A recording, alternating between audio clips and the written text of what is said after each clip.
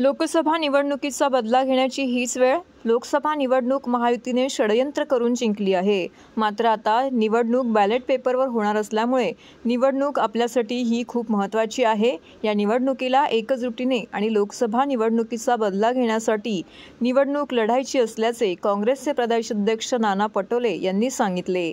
मात्र या निवडणुकीत त्यांना त्यांची जागा दाखवून देऊ असंही ते म्हणाले.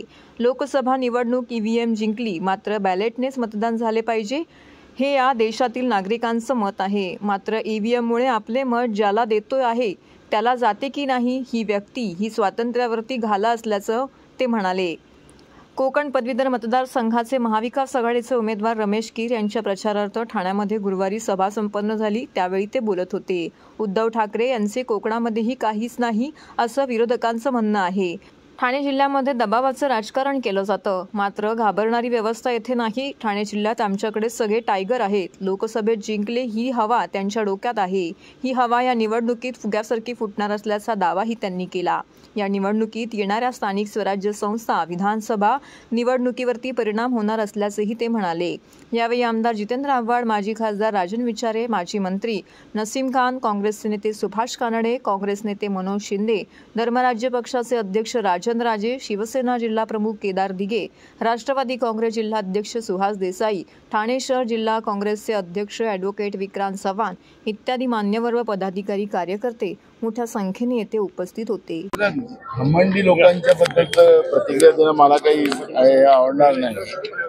आणि आपण पाहिलं असेल की पुण्याचं उदाहरण आपल्याला पाहिलं की दंगेकर कोण अशी चेष्टा करणारी भाजप पाहिली आणि जनतेने मग दंगेकर कोण हे सांगितलं. आडनावावरून त्यांच्या आडनावाची टिंगल करणं हे मस्तावल्या राजकारणाची भाषा आहे. मला वाटतं की महाविकास आघाडी म्हणून या मस्तावल्या सरकारच्या उमेदवाराला कोकणातली जनता पाडेल.